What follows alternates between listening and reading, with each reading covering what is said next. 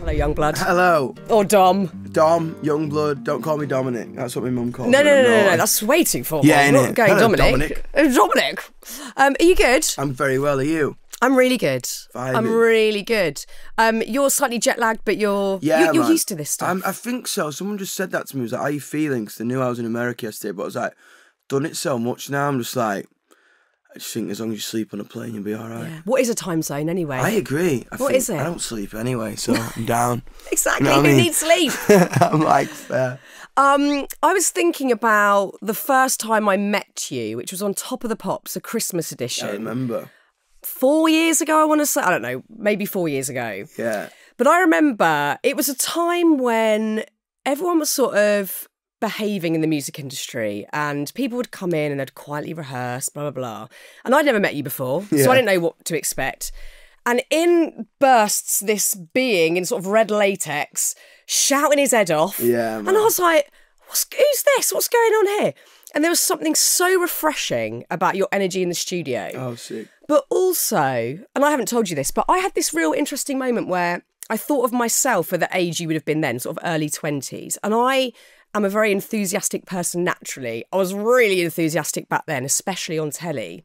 But I think I was made to feel ashamed about that, or like I wasn't cool. And I used to carry a lot of, I don't know, ickiness about how I used to be. And I think seeing your natural enthusiasm that day made me go, I'm not going to feel bad for how I naturally was in my 20s. It was a really lovely thing for me personally to see. That's crazy to hear. Because obviously I think like back in the day, like I used to watch you lot and I was like, oh my God, these people are sick. You know what I mean? I think it was my first like taste of, I don't know, I think it made me really proud to be British. You know what I mean? When I would watch you guys on like TV or radio, I think like it was kind of the quintessential like thing that made me kind of want to be in entertainment. You know what I mean? I think like the Sex Pistols, you lot, Grimmy. You know what I'm saying? It was Amy Winehouse. It was kind of just like that thing that was so quintessentially English, and I think kind of really based my personality on. But that's so crazy you say that because, yeah, man, that's the fight I've been fighting my whole life. I think everyone's always just been to me like, oh, he's just a little bit too. Ooh, or a little bit too, like, I'm always too something. Yeah. I'm never quite, like, perfect. You know what I mean? I'm never quite right, I think, in any scenario I've ever been in. He's always too loud. He's always too opinionated. He's always too, when I think kind of, like, I've just always been like that. And I think the fundamental basis of kind of what I based Yungblud on, I think to start with, I was just really, like, sick of it. And I think I was hearing a lot of people say that. I feel like everyone wanted to kind of slot into somewhere, but they just couldn't. So I was like, you know, I'm going to build a space for that. No matter if you're completely the polar opposite to me, all exactly like me, you can fit here. Because I was just noticing that a lot, especially kind of, I feel like with the dawn of social media and when I was growing up, kind of, that was very much apparent. I think a new movement happened and the world changed when I was growing up. You know what I mean? Drastically. And I think it was a mental time for me, you know? Yeah, but it's brilliant because what you've built is based on who you are without putting filters onto it, without 100%. Dulling yourself down. 100%. And I think there was this era in the music industry and me being on the peripherals of, you've got to be very cool and a bit distant and not tell too much about yourself. And here's you going, this is who I am, this is what I think. And that was certainly refreshing for me. And obviously your fan base have just grabbed hold of that and they feel safe because they can do the same. And that's powerful. I think that's such a sick way to explain it because I think the biggest kind of almost maybe insecurity that I've got in this industry is I ain't cool. I'm not like, yo, man, or reserved. I can't do it. I'm just literally like, this is me in that moment. And that's kind of been really polarizing. I think a lot for like people in an industry. I think trying to get into it. It's almost like school. I always laugh with my manager and my management team and my friends. Basically, I was like, let's do that because I think that's a lot more organic and just kind of less pressure. If you're doing it with your mates, then it's kind of just like, it just feels like any idea you have down the pub or at breakfast, we can actually facilitate, instead of it having to be such a formal thing. I feel like that is a thing in the past that's been really polarizing about me, and people kind of want me, everyone in a position of power has almost said like, yo, rein it in a bit. Mm-hmm. Just like it might get you a bit further. And I've heard that my whole life, from my maths lesson to on the telly to trying to get nominated for an award to trying to get whatever. Every conversation I've had in any point in my life was like, just pull it back a bit, just pull it back a bit. And I think kind of any time I've done that, I've regretted it. You know what I mean? Because I'm like, that's not, like if I'm on an interview or I'm on a thing, I'm like, oh, why did I listen to someone else? Because I can see myself like, oh, that's not me. What are you doing? You know what I mean? I think there was a time in my life, especially last year, when people were trying to fit me into this box with music. Like, you kind of do your thing. And then, again, everyone's advice, you kind of just say, fuck off, I'm going to do this. Yeah. And then it works. And then a load of people come in and have opinions about it. And you listen to them. And then it gets diluted. And if you get through that, I think that's when you kind of have a career. And I think especially last year, people came into my life who were just like, made me feel just like I wasn't cool, and I should to get to the next stage of my life, I should chill out a bit. And I'm kind of like, but I'm never gonna fucking chill out. Even when I'm 70, I'm not gonna chill out. No. Also, being cool. Oh, I fucking hate. Honestly, boring. I hate being cool. Yeah, I think it's stupid. Boring. I mean, I've never been cool in my life. I'm not interested in trying to be cool. I can't be cool because like 15 years of my career was on kids' TV. So like, I'm fucked already. But I had that same advice. I remember a producer saying to me, let the audience come to you. Like, don't be so in the audience's face. And I was thinking, I don't know how to do that. I hate that. I literally have no clue how to do that. 100%. And I think entertaining people is the biggest thing I get a kick out of. So like, I think like what's been so funny is like trying to convince people that I'm authentically like this all the fucking time. Because everyone's like, yeah, but you're just a bit excited all the time. I'm like, of course I fucking am. Like, I'm like, I'm like doing this and I'm in a TV studio or a podcast studio or a radio studio. Like, it's sick. What do you mean? Like, and I think that's when I watch people who dislike me kind of go like, oh yeah, fair, that makes sense. Like, what do you expect me to do if like you're on telly and like the camera turns on as a studio audience and you're literally like doing this thing that you've dreamed about? What am I going to be like? It's exciting. What am I going to be like? All right, yeah.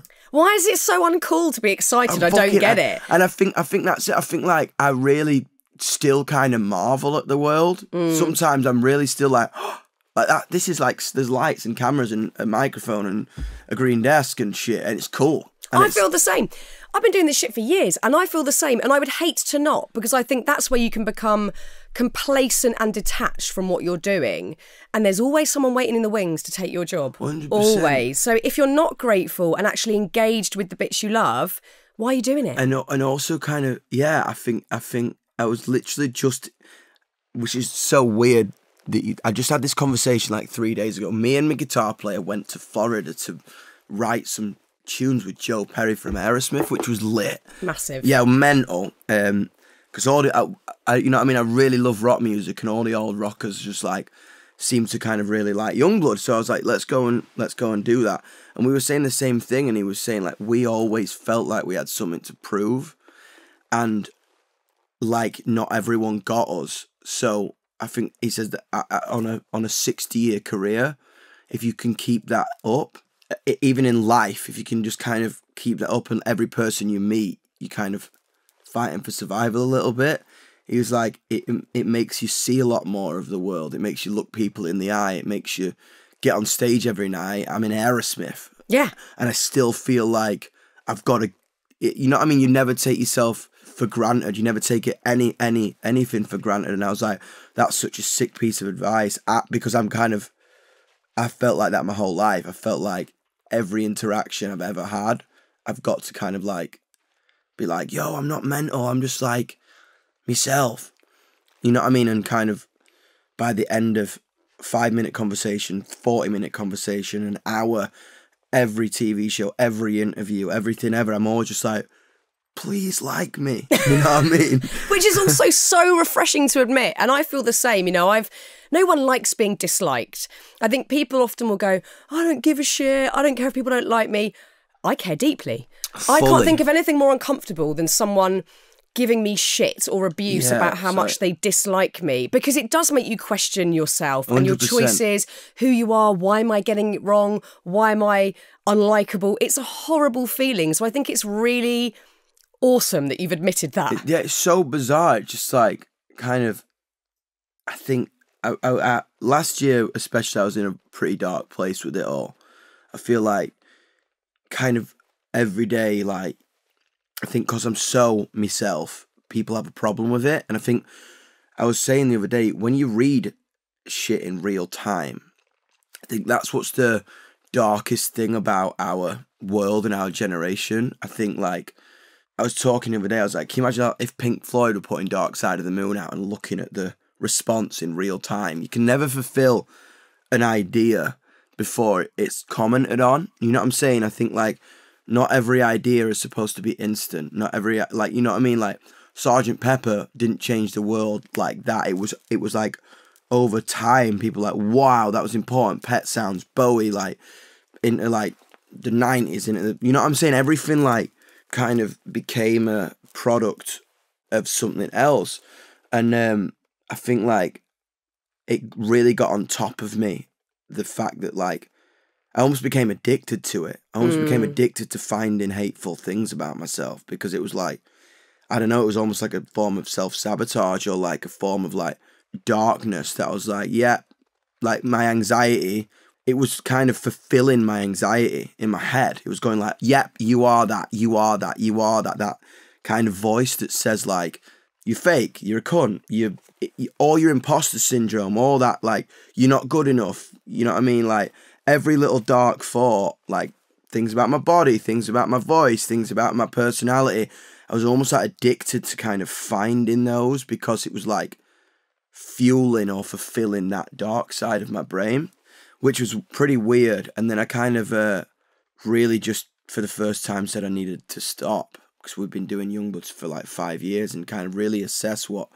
I wanted to do at the start of this year. And I think, like, it was like the best thing ever, because I kind of really realised that I wasn't made of glass. Really important to have that time to, like, look inward and really, like, protect yourself, and kind of surrounding myself by, I think, people that were, like, really important in my life, and started seeing my family more, and started kind of realising that, like, I got myself here.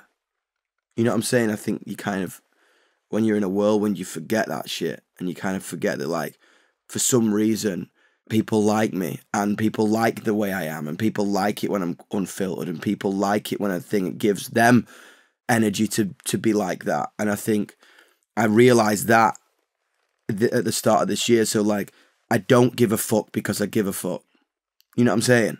You know what the consequences are for you to take that on board. Yeah. Because you've been there. And it didn't kill me. Yeah. You know what I'm saying? That's what I'm saying. It was like, it got really bad, and I got through it. And that'll probably come again and again and again and again in different skins for my life. But I got through it. So I was like, oh, you know what I'm saying? So it's kind of like, it's such a mental shift, because I'm like 27 next. So I'm kind of like going through that period of my life, and I'm really changed. I can feel myself changing, and I don't know where I'm going to arrive at. So I'm like in this free fall at the minute. And I think with me, I always got to know where the door is. You know what I'm saying? Like, and at the minute I don't, so it's a bit of a trip. 27's a big one. Yeah, that's crazy. 27's a big one, because 30's there, you can kind of touch it. 100%. But also there's this whole Saturn returns thing. Oh, that thing, yeah. Which, I mean, anecdotally, I think we can say is a thing. Yeah. There's a big shift between 27 to 30 where your world gets turned upside down in good and bad ways, but you start to figure out a little bit more of who you are and where you want to go. I think what really matters in life, really. You know what I mean? I think, like, yeah, it's been a trip, but it's also like, it's also amazing, and kind of like really, looking inwards for the first time in myself, in my business, in my life, in my career, and everything. I think like really stopping to try and appease everyone else, because their opinion of you is going to change or not change based on something that you can't control. Well, based on how well they feel. Yeah, exactly. 100%. You can't control anything in terms of something else. You can only control what you're doing. And I think like at the start of this year, I really looked at myself and looked at everyone. I was like, let's just really do things inwardly. And that like allowed me to like finish a book and start a festival and make an album that I want to make. You know what I'm saying? Without any opinion, I really just put down the doors and was like, right, yeah, no one's getting in except from you lot. You get a pass. Everyone else don't get in, because it was just like it was either I was just gonna derail. Yeah, it was like gonna go completely off, and I'm so happy at the last minute that I went, nah, this is wrong. Stop. It's too noisy out there. And I think we're going to get to the book in a minute, I promise. But it's so important when we understand, and this is for anyone in the public eye or not, that everything feels extremely noisy outside, whether it's friends, family, or in your case, people you haven't met or you might never meet that want to desperately tell you their opinion of you. The only way we can deal with that is to go inwards and look at, why does that hurt? Like 100%. what? And we don't have to give it any extra weight even. We don't have to say, oh, because I am a piece of shit. We can go, but why do I have that insecurity, or why do I feel that level of pain? That's all we can do. But that takes a lot of work. It's a lot 100%. harder than just sitting there and going, everything's awful, everyone hates me. It's so much more hard work and effort to go in and look inside and see what's going on. And realising that fundamentally, like, the power to allow something to affect you is yours. And that is something that I really learned. If anyone can throw anything your way, and you can either internalize it and let it affect you, or you can literally, I think if you look inward and you kind of work on yourself and you kind of, I don't know, heal your insides a little bit and make it squishy.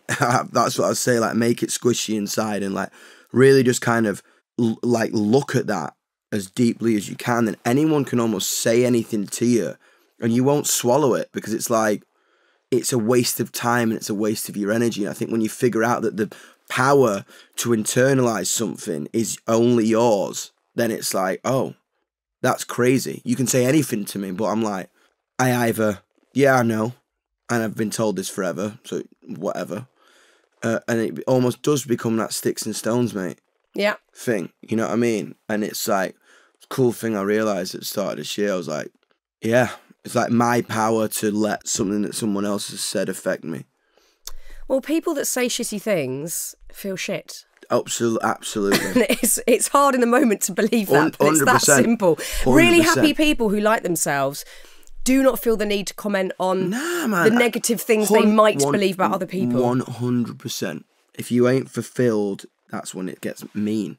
But if you're fulfilled, like, yeah, man, 100%. I mean, the big caveat to all of this is you have the most passionate and engaged fan base ever. I mean, it's mental. It's insane. And you can see it even, you know, I haven't been to one of your gigs, but clear as day on Instagram. The level of passion that you can see from your fan base online or at the live shows is something else. So, you know, you've articulated that feeling of, you know, there are other people that don't feel like that, but the love that you have is absolutely ginormous. And I know it's one of the motivators for this brilliant book that you've written, You Need to Exist, which I'm very proud and happy to say is a Happy Place book. We talked about this a couple of years ago we now, did, and I can't believe we're sat here with it. It's this mad. Actual book. It's when I went to the printers, I was like, what? It's so good. I think when we met, I was like, I didn't want to write a traditional book. I'm not ready to do that yet. I don't think I got enough stories. You know what I mean? I'm not ready to sit down and like be like, this is my story. My story is very not complete yet. It's kind of in its first chapter, I really think.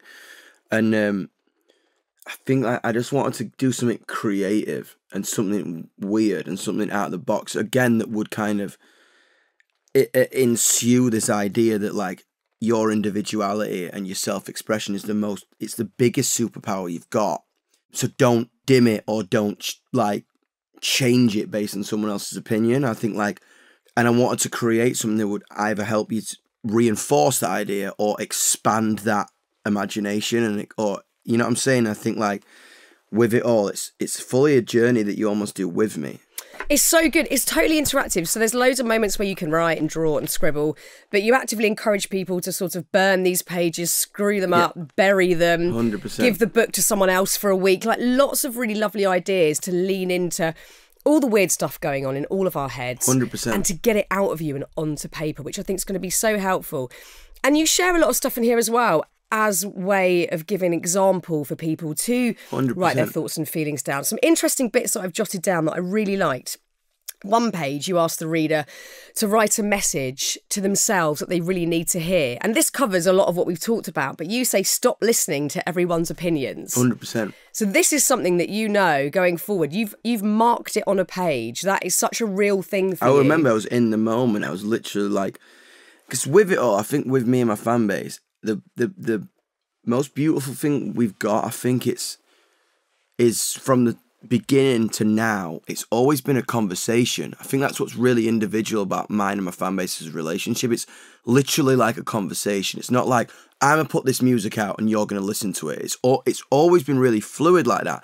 So when I came to the book, I was like, right, I want you to do as I imagine the author and the person reading it is having a conversation in real time. Like, you're doing this with me.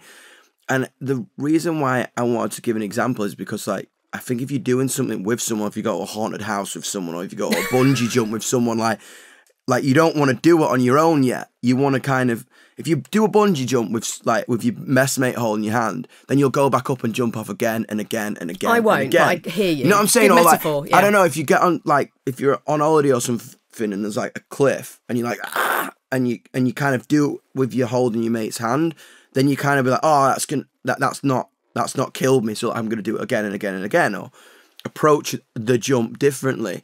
And I think I wanted to do it with them because I'm like, right, I want you to just answer like completely truthfully. I think like when you're going through this book, the reason why I wanted to do it with you is because my answers are so in the moment. I think like I was literally just like, when you do this book, like really, when someone asks you a question, you answer it here, and then it goes up here, and then you try and formulate something to protect yourself or to manipulate the answer, because out of 17 million insecurities you're thinking right in that moment. I know that because I've been getting asked questions for 5 years. And writing songs, And which writing requires songs, a level exactly. of that. So I think that the most purest way of answering a question is there. Yeah. Because that's the real thing. That's what your instinct's saying. How you're answering a question truthfully before all this other shit gets in the way. Yeah. So the reason why I want to do it with you is because it's kind of just like, all right, just do it in real time. Like really answer with your gut, because no one has to see this book. No. Or you can give it to someone else, or you could fill this book out, and if you're struggling to say who you are to your mates, to your parents, to your teachers, to your thing, you can just give them the book and be like, that's me. Yeah. And then it's like, that's why I wanted to do it. And I think it was cool because I was like, I'm going to answer right now in the moment. And I was literally just on my laptop writing it. And once I'd written the questions and kind of the arc and the twists and turns to the kind of from the beginning of the book to the end of the book, I was like, I had to take a second, and I'm like, right, I'm going to do it. Yeah. I'm going to answer it. So I kind of figured out what the questions were with a different mindset, and then I kind of like did my own book. You learn a lot about yourself writing stuff down, it's because mental. I think even if you're having a conversation with someone, depending on what your relationship is with them, how you perceive them and how you think they perceive you self-edit constantly. 100%. But if you're privately writing, even if you're just letting your thoughts run in the morning, you're like, I didn't know I felt like that. Yeah, there's literally It one comes page out in that of book you. that's like word vomit. It's like, I want you to just literally write down just a story within like 15 words, and you go da-da-da-da-da-da. So it kind of, there's little exercises that keep your mind like free like that. Yeah. So like if you've like answered something really heavy, I'll like combat it with something really like dumb, which is not dumb at all, but like it feels dumb. So you keep your brain like free like that. Because that's what I do when I'm writing tunes. I'm literally just like, if I can feel myself starting to lie or morph into something else, another thing I'm learning at my age, it's like, is kind of the age of the reference point is very much been put aside. Like, I used to love sounding like The Clash or The Prodigy or the Sex Pistols or anything, any record that I loved. But now I'm kind of getting to a point in my life where I'm like, all right, cool, the age of the reference point has got to go. Like, what? I'm almost approaching my next album. Like, if I die now, what is the one album I want to leave behind? Regardless of genre, is it cool? Will it make 150,000 people move? I've like literally just thrown that out the window. I'm like, what does my soul want to say? And I think this year creating that and then has very much facilitated the album as well, because it's kind of like, this book has almost helped me write my next album, because it's kind of gone like, fuck it. Like, someone's soul captured on record or in a painting or in a book or in a movie script, that's when it truly like transcends time, because every one of us has a soul and very few of us let the world see it. And I feel like the coolest thing about you is your soul, because it's individual. Everyone's is individual. There's never been anyone else like you.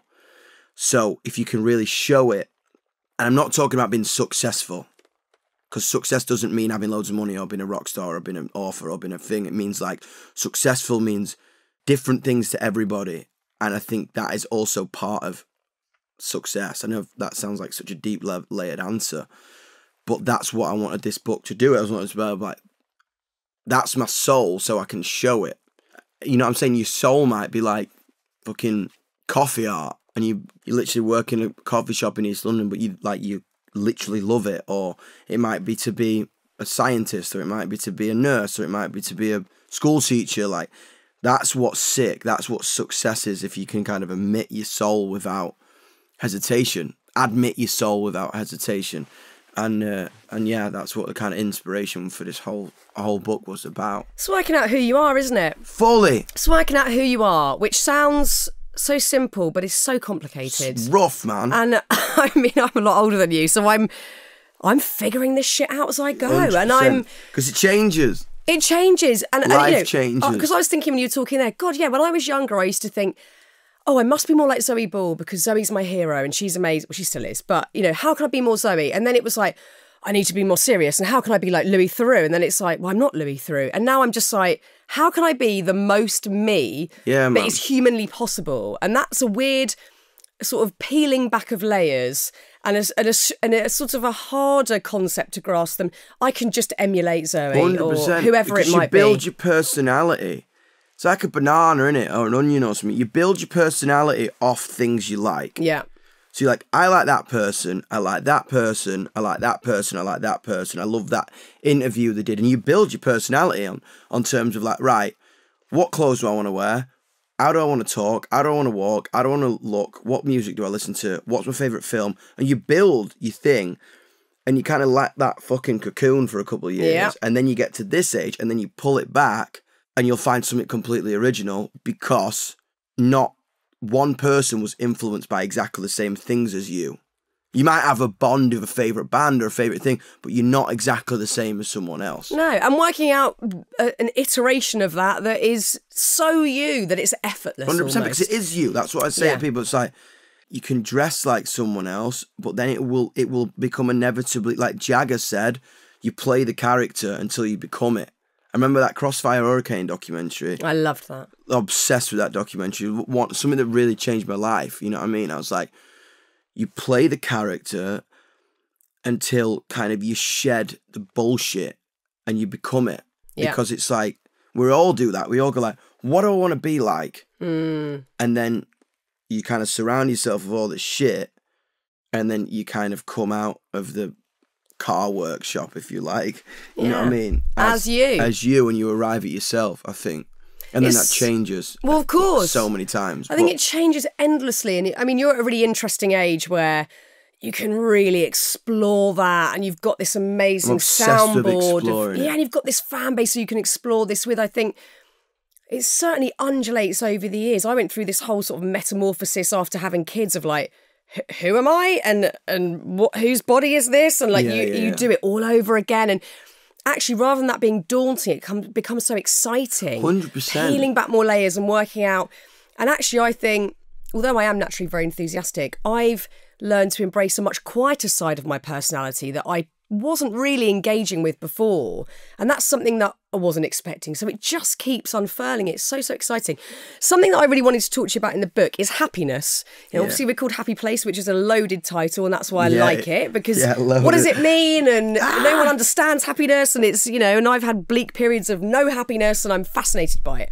You say in the book, when I'm happy, I always feel I'm going to get complacent. You also say, happiness is scary because you feel like it's all about to go wrong. Yeah. Talk to me about the delicacy of happiness and why you feel that fragility and you can't lean into it.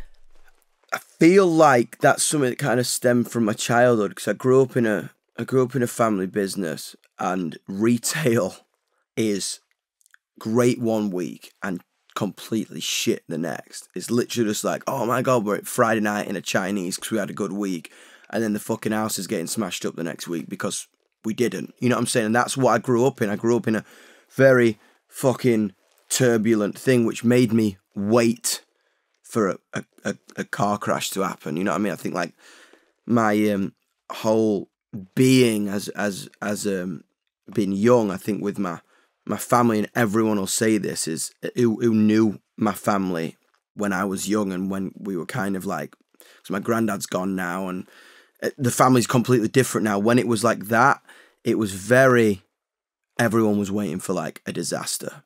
And I think that was really conditioned in me. I think it's all I knew that I'm kind of trying to work through, because I felt like I grew up in a literal like place where it could just turn dark, but then be really good again.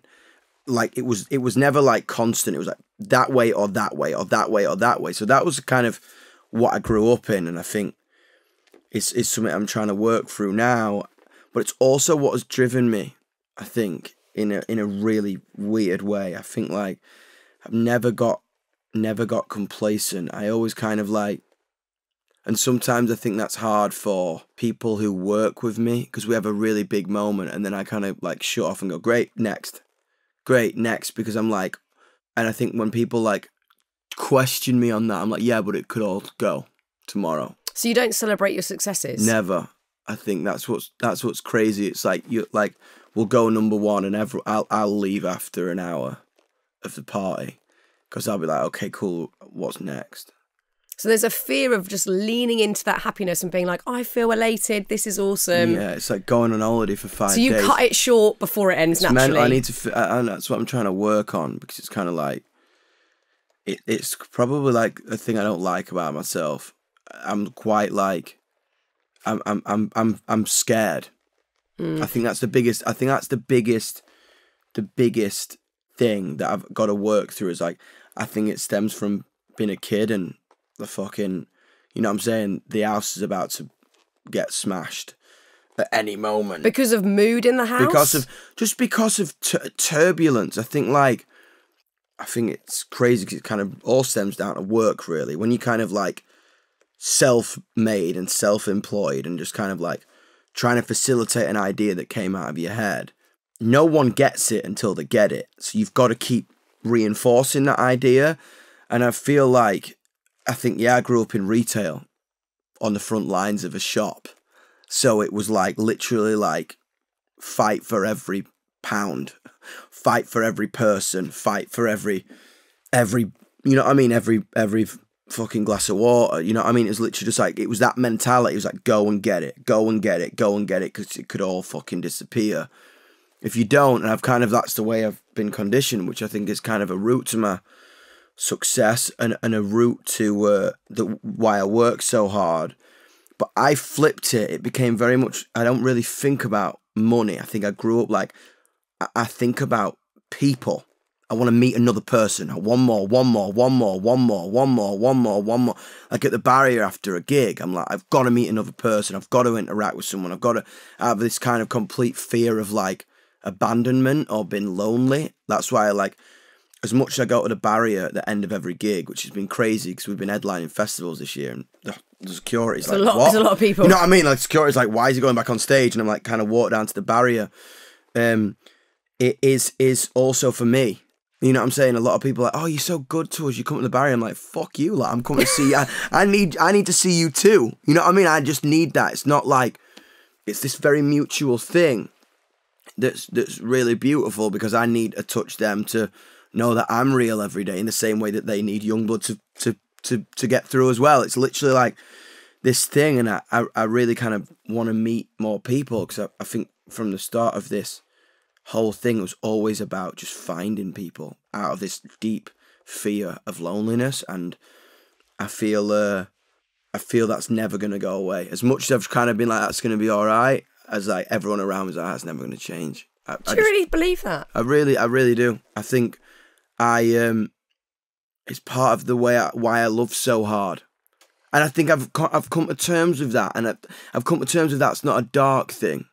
I think I was like, ooh, that's a bit spiky, and I think it depends how you look at it. I feel like I have a deep want and a deep need to make people feel happy. But for you to belong at the same time? For me to belong at the same time, and I think that's what makes me feel like I belong. And that's been a real hard thing for people to understand. And I think that's kind of it's a thing, if you in my life, if you stay around or you're not around for long, it's kind of you got to accept that the relationship between me and my fan base is the most important thing in my life, and everyone else will always come second, because that is what has saved my life, and that is kind of what has fundamentally allowed me to keep breathing. So that's very strange, you know what I'm saying, for a lover, for a mother and a brother and a sister and a thing. It's kind of like, or a manager or a friend that comes into my life. It's literally just like 9 times out of 10, if it's you or them, I'll probably choose them, and that's. Which is amazing, but it's also. Do you not worry, because you know, I mean, it's crazy. You're on this huge ascent, and no one's doubting that. Certainly not me. I've seen it from the start. But do you not worry about how you'd feel if that fan base went or declined? If that level of weight is on that relationship? But it won't, because I'm giving it everything all the time to make sure that it doesn't. I think because it's just kind of like it won't. Because it's too pure, it's too real. We've impacted each other too much. Do you know what I'm saying? It's kind of like, if it stopped now, it wouldn't. And I think kind of that is the question that you just asked me, that I looked in the mirror and said to myself when I went into making my next project. I was like, right, as long as you lead with your spirit, you will not hinder. If you lead with what the A&R man says, if you try and get a hit record, if you try and be someone else for a bit, if you try and keep it cool, if you try and get to what the radio is going to play, that's when it's not real. If you fucking let your spirit and your soul talk, if you adhere to your own bullshit, the message that you've been saying since the start, that's why I think Yungblud is been received not well, as a way of life for people, because it was like, it's about that, not just about let's go fucking crazy. It's about like that feeling in your stomach that makes you want to belong here, that makes me get it, that everyone else get it, and that I don't believe the industry has taken seriously yet. I think that's why I do so much. That's why I write a book. That's why I start a festival. That's why, because they don't know. It's a very deep level. I think that's why my fan base get it so hard. I get it so hard, but maybe the rest of the world doesn't. I mean, who cares? Because the thing is, your gigs sell out. Yeah. You sell shitloads of records and gig tickets and books. Like, the numbers are the proof at the end of the day, 100%. Even in a sort of cynical way. Yeah. They can't be contradicted. So no one gets it. Even the head of my label, the head of my label's like, I always joke with him. He's like, I don't get it, and I'm like, I'm literally just like, that's all right. And I don't think it is. I think it's kind of just like, you're just doing your own thing. I just think it's kind of just like, sometimes like I don't either. I mean, I find the relationship with you and your fan base extraordinary and fascinating, and it seems like some of it is built on a connection due to your experience of pain. And you're meeting there at a place of pain, which I think can be a really beautiful thing. And I'm going to riff around this subject because I'm fascinated about it. Pain's obviously a very nebulous subject, but I'm very interested in it. And I think what you do extremely well is wear your pain on your sleeve, and your audience and fan base seems to do exactly the same, and you're meeting there, which is a beautiful thing. Yeah. I often try and do the same in this sort of sphere in the podcast. Yeah, world, yeah. And I think I can talk for maybe my generation, but maybe that's too grand. I'll talk for myself. I am happy to wear my pain on my sleeve to a degree, but then equally I am almost desperate to heal. I'm desperate to feel a lack of pain and for that to go. And I guess the difference I see between maybe my generation or me and you or your generation is that the pain almost forms a bit of your identity. Completely. And you lean into it. Completely. Do you mind that? Do you lust after a sense of healing at some point? Or is the pain too important at this stage? I feel what's crazy is like maybe the way my generation moves as opposed to the one before me and mine. And we can yours, say that. I'm old. Yes, that's fair. Is that social media gave us a fearlessness and as much as it's dark, it made it more accessible to find a place to belong. The age of the niche became much more apparent.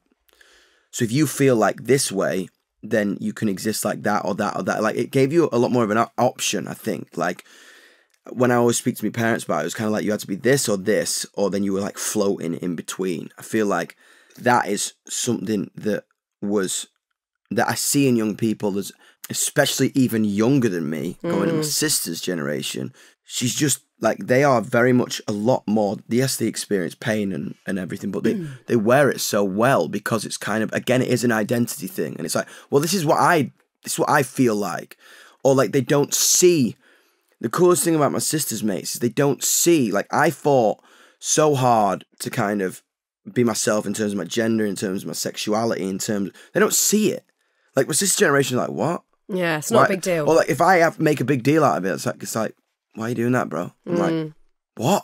You know what I'm saying? I think like it kind of goes down like that, where identity worn on your sleeve is cool as fuck because the age of the niche is much more accessible because you can speak to anybody all over the world within 10 seconds. I feel like it's crazy in terms of humanity and art and everything like that, because I think it allows people to be a lot more fearless because it's easier to find someone like them now, I think. I agree. You know what I'm saying? I I think kind of like, and you don't have to shield it as much, because if you have to go to a physical place and be who you are, it's a lot harder than doing it. 'Cause, like, the internet and shit is such a video game because it's real, but it's also not.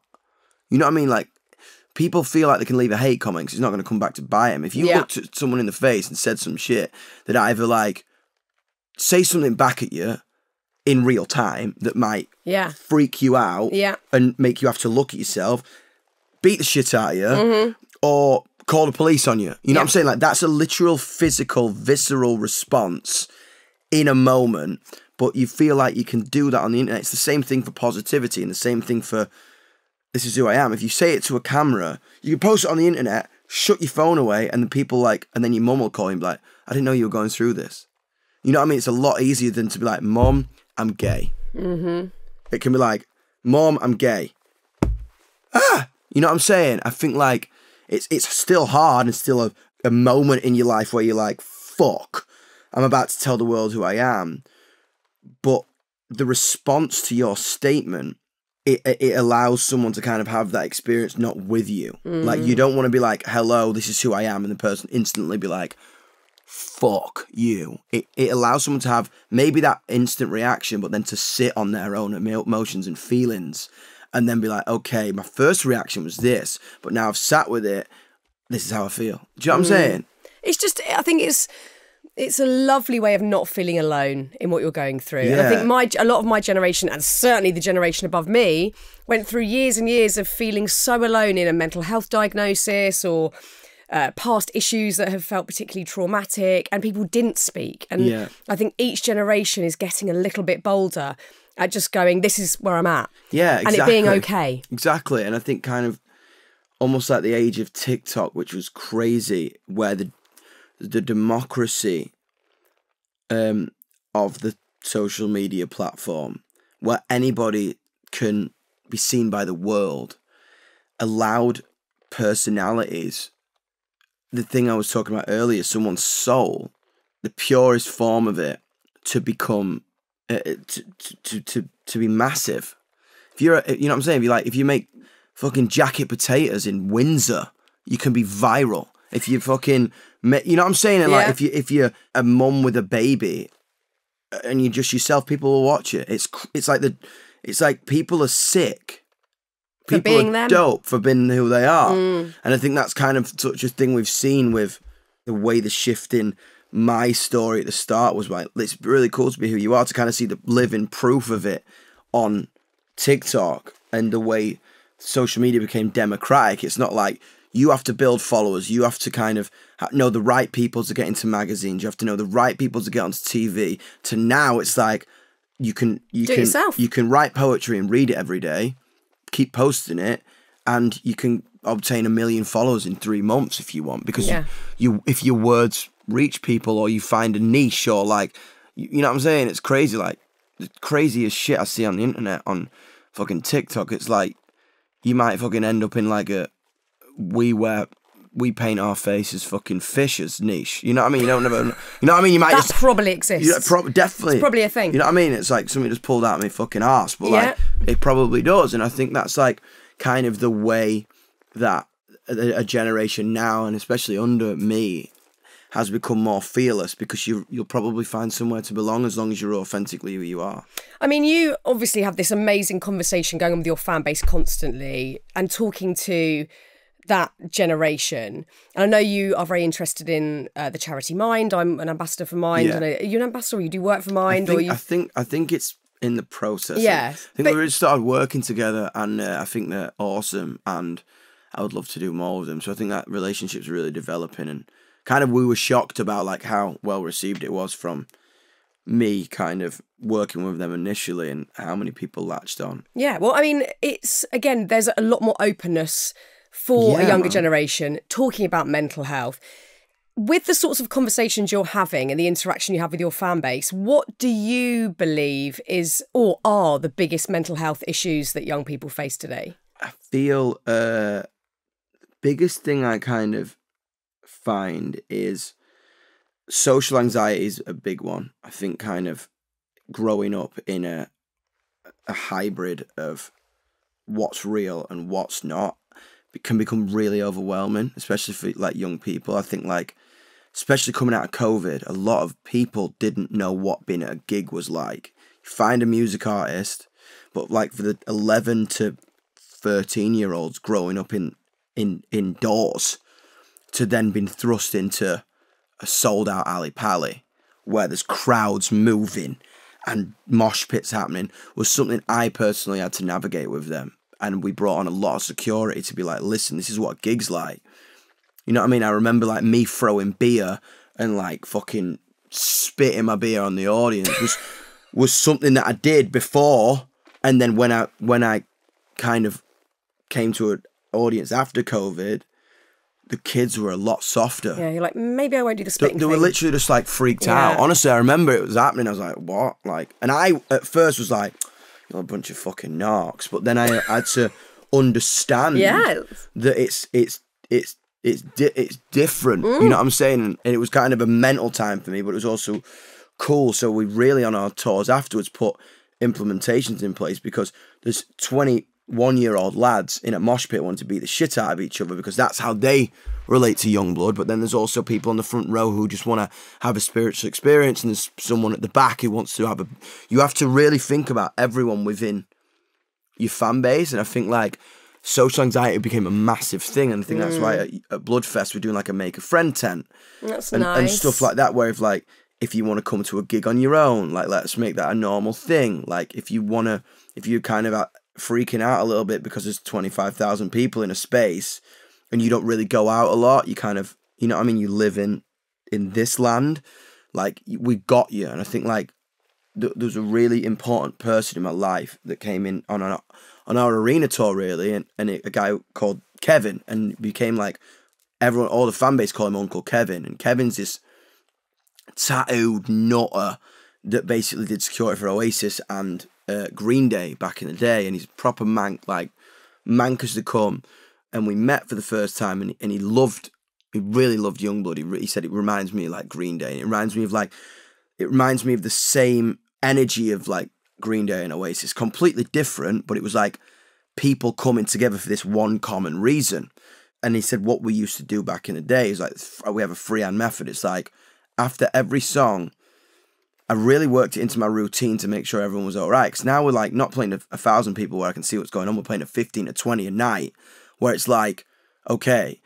And he would work with the security team. We had this method. He would literally be like, one hand, there's a problem, but I'm sorting it out. Two hands, stop the show. Up hand, there's a fight. Two hands, we got a real fucking issue. So it was like, there's a problem, oh my stop the God. show. If I saw two hands, I'm crying. I'm leaving. But it's literally just like after I would be in the pit and he'd be observing. Wow. And I'd be playing on stage, and I just had to do that every 2 minutes. And I just worked that into my show, because it was like, I understand my fan base because I talk to them. That's why tickets are so low for Bloodfest, because I understand what people are going through in real time, because I have an actual connection with them. And I remember that part, like, kind of coming in, because I know a lot of people are going through social anxiety. And being at a gig is because you got a juxtaposition. Like, Yungblud makes you feel like you can be who you are, but you're an introverted person who doesn't want to get sweaty and get beer thrown on and jump about. But then you're also like, on this hand of the Yungblud community, you have had such a hard time, you just want to fucking let loose and go crazy and get in a pit with your friends, which is, everyone is welcome at Yungblud Show. That's what it's for. Like, I fucking love it when the old places going crazy, and then they influence each other. So these people influence, like, you know what, if you jump about a bit and you get covered in a bit of beer, it's actually not that bad. It's actually pretty fun. And it's like, yo, maybe look, and these people going fucking nuts. It's like, maybe look at the person next to you. You might meet your best friend.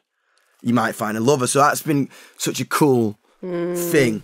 Whereas like kind of this blur of people has kind of come together, and it's been sick. But I think that was a cool vibe to kind of figure out, like, this whole security kind of implementation, because it was just like Kevin was so good because he broke down another barrier between me and them. It was kind of just like a you're looking out for them. Oh yeah, a wire between me and them on stage when I'm fucking singing and there's fire and smoke and blah blah blah.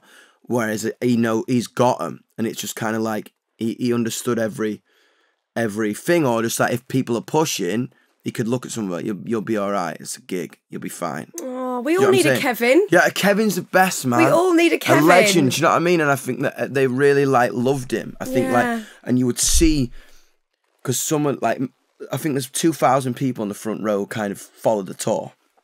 You know what I mean? Like they come to like 7 nights. Wow. Whereas like the kind of further back you go, like you come into tonight, and you would see the front row get more and more lit as the kind of we started in Cardiff. It was kind of a bit like, whoa, loads of people coming over the barrier, loads of kind of show stops, loads of things.